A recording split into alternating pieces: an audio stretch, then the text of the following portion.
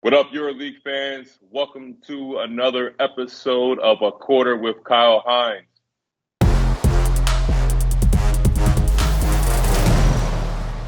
Today, we have a very special guest, one of EuroLeague and all of Europe's rising stars, ASVEL's power forward, center, all positions, Victor Wembanyama. Victor, man, how's everything, man? I'm good, man. Thanks for having me. Oh, thank you. Now, today, I feel really, really old. Usually the guests we talk to are even older than you, but today I feel even older. When I first started my career, you were 4 years old. And then I look at my son. I have a son that's 4 years old. So I look at my son and I'm like, okay, he's 4, and now I look at you, this, and I'm talking to you. And when I started my career, you were 4, man. So, like I said, today I feel the gray hair is creeping in even more.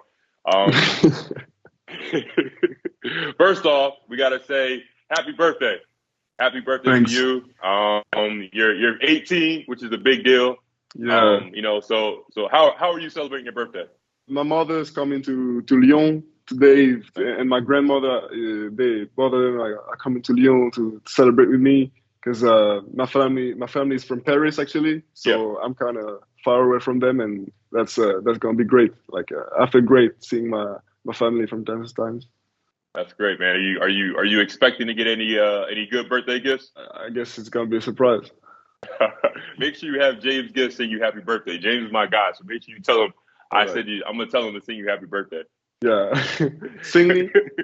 Yes. He told me this morning, but he didn't sing. Too bad. Now you were the second youngest player in the history of EuroCup. You started your EuroLeague, debut at 17 years old. What was your feeling like, the first time you stepped on the EuroLeague court? Actually, on my first game, I was sick. I was really sick. I wish I didn't start my EuroLeague career with a game like this, but it felt really special. It felt really special as getting into more games. Realizing that EuroLeague is actually the second best league in the world, and that there's kind of one more step to be at the highest level, and that this level is already crazy good, and I've experienced a really different type of basketball ever since I came into the EuroLeague, and it's really, I'm really learning a lot. Now that you kind of mentioned before, but you're considered one of the top prospects in all of Europe. How is EuroLeague basketball help you prepare, or is going to help continue to prepare you for your future, which is hopefully the next level abroad? It's so competitive. Any game, like any team wants to win every game. So, that you can never rest on the court, You make one mistake, you're being punished right away. So, I guess it prepares you, I guess it's the best way to prepare for the NBA, for the rest of my career. I know, and I'm sure I'm going to get things here in Europe that I'm not going to get anywhere else, in the EuroLeague. Absolutely. Crazy experience. Yeah. Absolutely. Now your name is continuing to grow, with every day, every game you're playing in the basketball world. So how are you dealing with this newfound fame? Because you said you just turned 18 years old. I'm sure it's all kind of happened really fast. So how are you dealing with this kind of this newfound fame? And has it been any pressure on you at all? No, not really. I know people have a lot of expectations about me, but I'm really focused on myself, and I don't let everything of the outside come and disturb me in my progression, and or the way it doesn't change the way I play. I still play my game, and I still get fun on the court, and I hope it will continue like this. I mean, to me, that's the most important thing you said about making sure you're having fun on the court, because at the end of the day, this is a game. And, sometimes, especially as a young player, you feel the pressure, and, especially for somebody like you. So my biggest advice, just to say, continue to have fun, man. Just continue to enjoy it as much as you possibly can. Yeah. And, basketball for me is really a game. The first thing it is a game. And this is why I'll never let anyone change my game. Change the way I play. I continue to play my game, and if I can be the best at the same time while playing my game, I mean, it's only benefits. Absolutely. So it's cool. Absolutely. Now, Tony Parker, who's one of the more, most legendary figures in all of basketball, is the president of ASVEL. So, what kind of advice has he given you, and how's he helping you so far, kind of guide your career early on? His presence is really helpful, but at the same time, he's not, he doesn't interfere with my progression, with like, he gives really useful advice, but not too much. He doesn't do too much. He's around us. He's around me, and he'll guide me anytime I need. And it's really advice. He could really give me advice about anything, like basketball or off the court things. Really good mentor. Now, what about some of your teammates? You have some guys we mentioned before, James Giss, and you have a lot of guys that have played high level, on Europe, but also abroad. So what kind of advice did they give you so far? I got guys on my teams that really I know really care about me. Yeah. And they'll give me advice, and because they actually want me to get better and and get to the best level.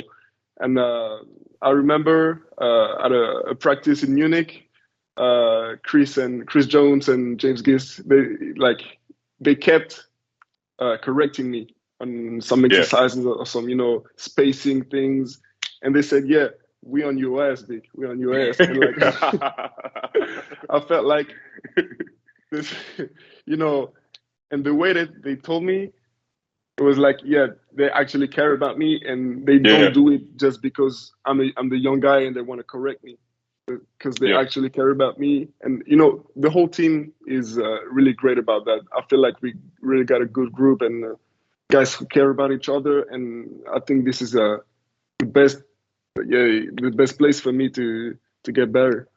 Guys like That's important, man.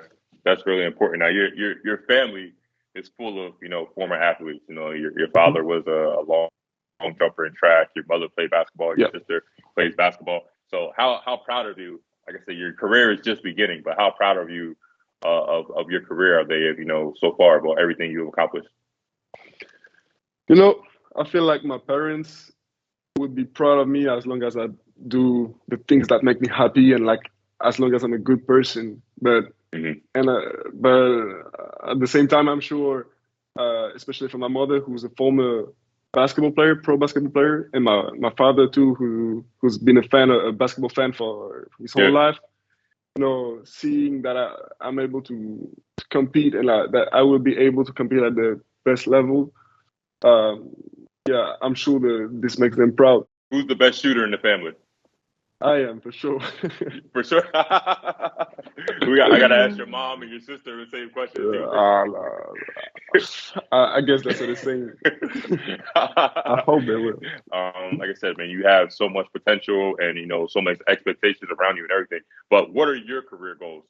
Where do you see yourself when you're an old veteran like me? Like, where would you like to see yourself? I've really always felt like my future was in the NBA, like ever since I was a young kid. But as I spend time in Europe, I feel like someday, if everything goes the way I would like it to go, like if I can make a career in the NBA, maybe someday I'd like to come back, to Europe for one last season. Maybe I think that'd be cool, because I really got accommodated to the rhythm and the style, the lifestyle of the EuroLeague.